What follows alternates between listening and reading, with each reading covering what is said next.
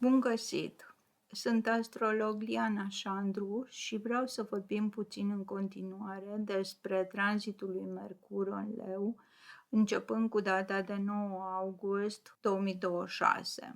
Planeta Mercur semnifică mentalul, felul în care gândim și comunicăm, și după ce a funcționat mai mult pe principiile apei la tranzitul prin rac, adică cu intuiție, emoție și amintiri, el va intra în Leu, unde se încinge în prezența Soarelui și a lui Jupiter aflate și ele în Leu.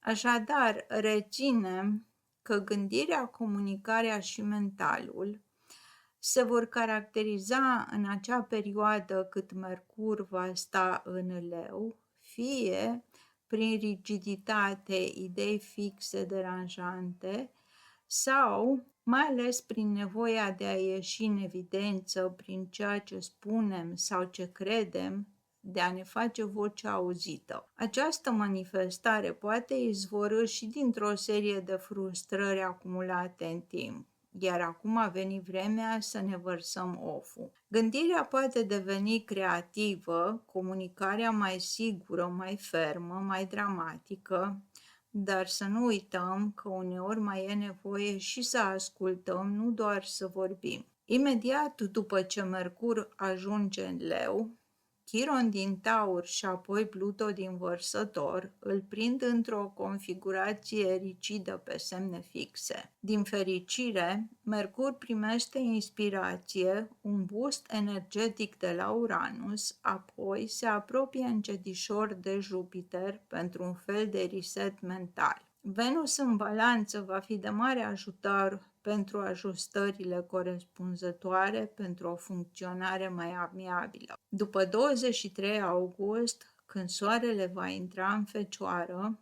Mercur îl va acompania, iar pe 25 august va ajunge în sfârșit acasă într-unul dintre domiciliile sale, unde se va dovedi mult mai eficient. Acestea zise fiind, închei cu gândul că poate reușim să ne repliem cât de cât înainte de eclipsa de lună.